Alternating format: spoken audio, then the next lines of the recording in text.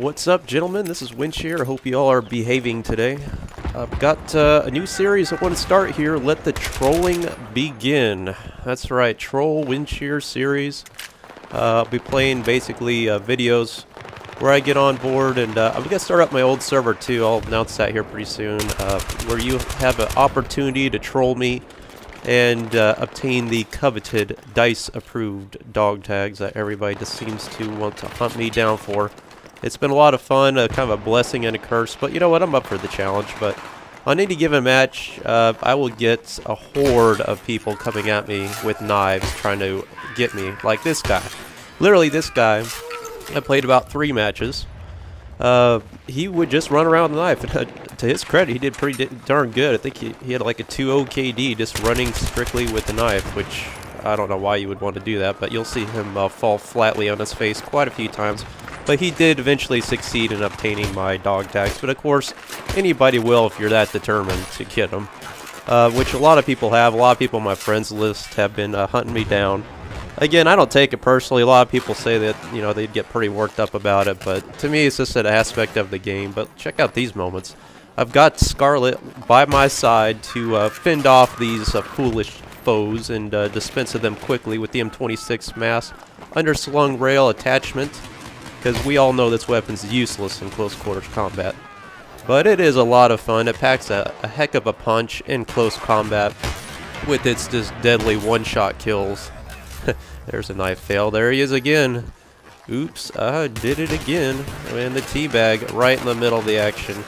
You know I'll throw it out any chance I get. But again, it's been kind of a lot of fun playing with this loadout with Scarlet, the Scar-L. I've done a weapon review of this gun. I've been playing with a lot of guns lately. A lot of guns. And the assault class lately has just been difficult for me. I don't know what it is, and I'm not sure what just happened here. I need to splice this out. Sorry for that. Alright, so here he is again. I meant to show a still of this guy running in here, and I'm trying to slow down every clip I get with this guy running into me. Right here, I'll take a moment, just like I normally do, to kind of quickly describe tactics. I got an objective over here. I know there's a guy kind of up around that corner I'm trying to work towards. I see him there on the minimap, but take a look at the minimap. You know somebody's behind me there, so I've got some distance advantage on him, so let's go ahead and stick with the objective. Take out this guy. Don't spend too much time messing around, because you know who's right behind me. Quick out the M26 mass, and get him on the second shot here, or the third. I couldn't tell which one it was in slow motion.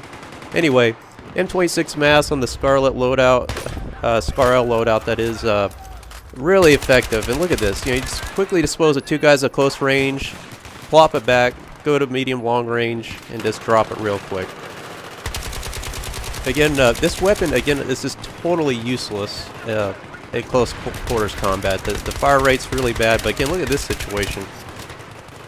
Kind of burst fired a little bit, just drop down all these guys, even a guy that's bipoded up there on top of the stairs, or I think he was trying to, right in the midst of it. Just the whole team right there, combat efficiency ribbon.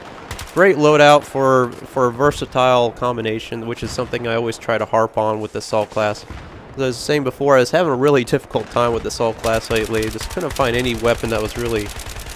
I mean, the FAMAS is a great gun, don't get me wrong. I've coined it the best weapon, but it's only good for one-on-one engagements. Whenever you're going around the team and taking out multiple enemies, the reload's just too damn long.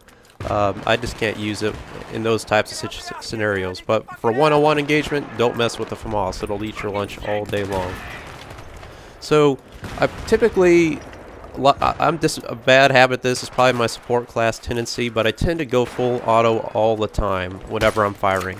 And I know that's not a good tactic to use. Most of the time you want to burst fire your weapon.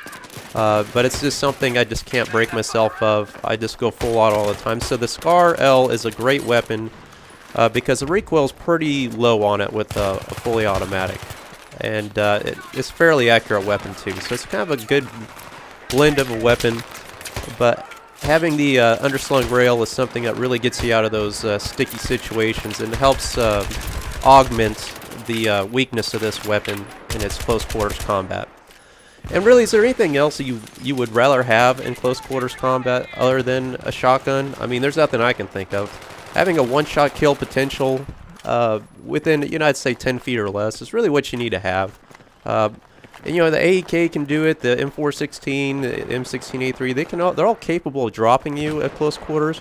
But you have to go full auto, you kind of have to spray, and you really exhaust most of your arsenal doing so. I mean, your ammo will be depleted so quickly if you do that. So you can pull it off, but more likely you're just to get one enemy. But with this, again, I've always emphasized M26 mask, whether it's on the M16A4, M16A3, the underslung rail. That quick pop it out capability. Did not see that guy to my right? Whoa. that really quick deploy capability, having 6 shots in there, really you can drop 6 enemies, and you just can't do that without having to reload all the time with those types of weapons. You just don't have that kind of time in that scenario. Look at me just charge up in here, swap this thing out real quick, plop it out, boom, boom, boom. Just keep going, you know, just run right up here. Don't even give them time to respawn. So real aggressive gameplay, that's what I like to do. And now that I have these dog tags, it's not like I'm just going to be hiding in a vehicle somewhere or allowing all my teammates just to guard me all the time, because they do play with me a lot. I'm going to put it out there for you to take advantage of, so feel free to catch me. Whenever I play, don't ask, it's all the time.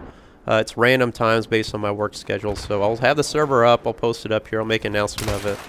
And oh, there it is. There it is. Just, whoo, that is quick, quick, quick. Turn up that sensitivity, boys. You need that controller up high, high, high. Now, real quick, I want to talk about my last video where they had the comparison between PC and console. Now, I will admit that recording of PC was pretty bad. It's typically not that bad of a frame rate, but that was the first recording I did once I plugged it into my big screen TV, which was what I really wanted to do. I mean, that's the whole point, I think, in gaming a hybrid setup, is I wanted a big TV with, you know, PC-type gameplay. And it didn't work out that way. You saw the frame rate, it was terrible. So I turned down my sensitivity, or excuse me, my resolution.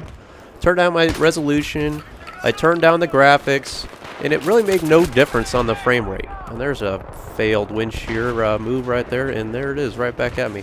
It made no effect on the frame rate. And I'm just like, why is it that I can plug in an 18-year-old antiquated hardware system like my PlayStation 3 console technology that has a 256 megabyte, gentlemen, dedicated graphics card, and I don't know, maybe a single core processor in this thing. Hell, my phone's got more power than my PlayStation, it seems like. And plug it in there, and you saw the frame rate. I mean, it looked better than PC, and my PC is not. And apparently, of course, I knew I would get lit up about how shitty my PC is. A brand new quote-unquote gaming laptop that I buy from HP has a quad-core processor, an i7 Pentium. It's not no, you know, 2-year-old technology. It's a quad-core Pentium i7 processor, and it has a 2 GB dedicated graphics card. But apparently, that graphics card is just a dumbed down version of a 2 GB graphics card. It's not really a 2 GB graphics card, even though it's a dedicated NVIDIA graphics card. So again, I'm not trying to be a big old fanboy here, but what we get at here is I'm really frustrated with PC gaming again, because it's not just plug and play. It's not attainable to the average person. You have to have a supercomputer to run a Battlefield 3, which, may I note, is a year old too, and a brand new computer still can't run this game the way it's intended to be run. Anyway, so I knew I would get lit up on the comments. Oh, here we go again. This guy did catch me off guard. I just went full auto and got lucky with the Scar L on that.